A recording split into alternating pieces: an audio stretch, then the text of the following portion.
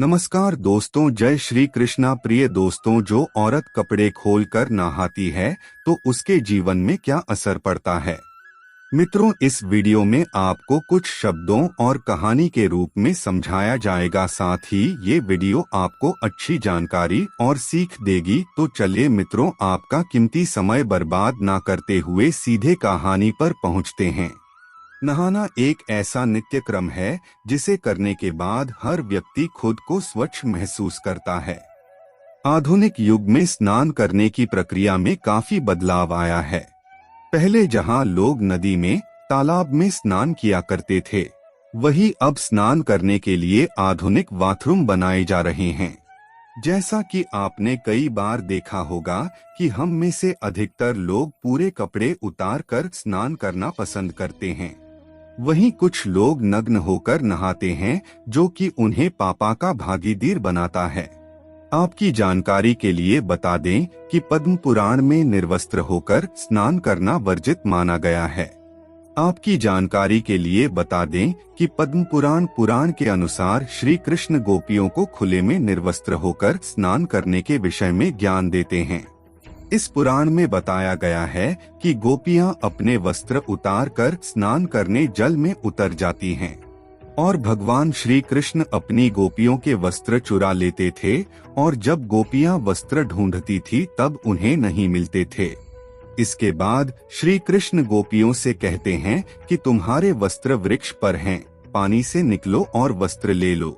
लेकिन निर्वस्त्र होने के कारण गोपियां जल से बाहर आने में असमर्थता जताती हैं और कहती हैं कि जब वह नदी में स्नान करने आई थी तो उस समय नदी में कोई नहीं था। इसके बाद कृष्ण ने गोपियों से कहा कि ऐसा तुम्हें लगता है कि यहाँ कोई नहीं है, मैं तो हर क्षण हर जगह मौजूद होता हूँ। इसके बाद कृष्ण ने कहा कि आसमान में उड़ते पक्षियों, जीवों ने तुम्हें निर्वस्त्र देखा।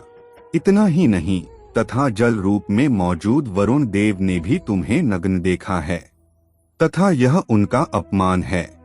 आपकी नग्नता ने आपको पाप का भोगी बनाया है। आपकी जानकारी के लिए बता दें कि वहीं गरुड़ पुराण के अनुसार स्नान करते समय आपके पितर यानी आपके पूर्वज आपके आसपास होते हैं और वस्त्रों से गिरने वाले जल को ग्रहण करते हैं, जिनसे उनकी तृप्ति होती है।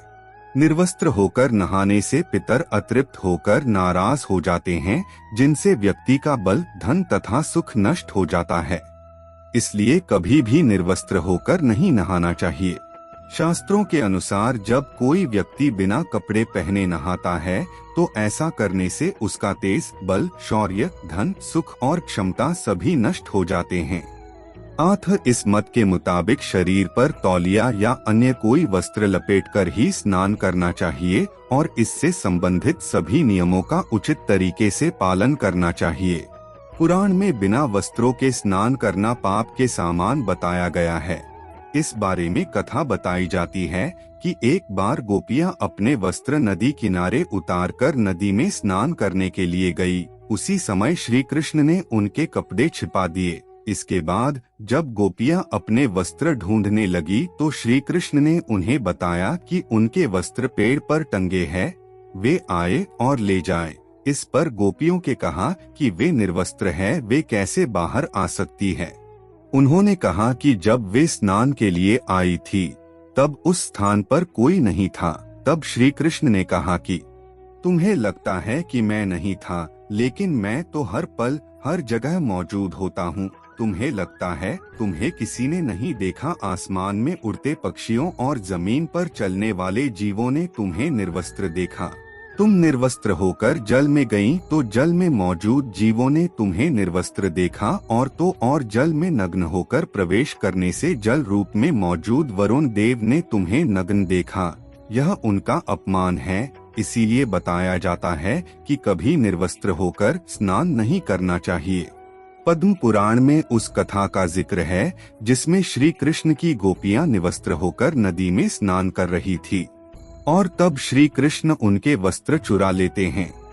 श्री कृष्ण से गोपियां बहुत विनती करती है कि उनके वस्त्र वह लौटा दे, लेकिन श्री कृष्ण कहते हैं कि तुम्हारे वस्त्र वृक्ष पर है, पानी से निकलो और वस्त्र ले लो। निर्वस्त्र होने के कारण वह जल से बाहर आने में असमर्थ होती है और बताती है कि वह निर्वस्त्र है।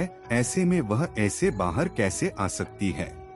श्री कृष्ण पूछते हैं, जब निवस्त्र होकर जल में गई थी तब शर्म नहीं आई थी? जवाब में गोपियों बताती है, उस समय यहाँ कोई नहीं था। श्री कृष्ण कहते हैं, यह तुम सोचती हो कि मैं नहीं था, लेकिन मैं तो हर पल हर जगह मौजूद होता हूँ। यहाँ आसमान में उड़ते पक्षियों और जमीन पर चलने वाले जीवों ने तुम्हें निर्वस्त्र देखा।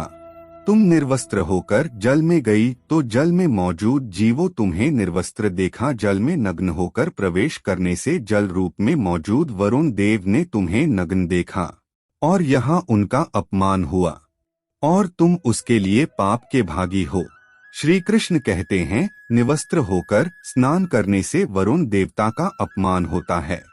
यह सोचना कि बंद कमरे में आप निर्वस्त्र होकर स्नान कर रहे हो और आपको कोई नहीं देख रहा तो आप गलत सोच रहे हैं। वहाँ मौजूद छोटे जीव और भगवान आपको देख रहे हैं। आपकी नग्नता आपको पाप का भागी बना रही है।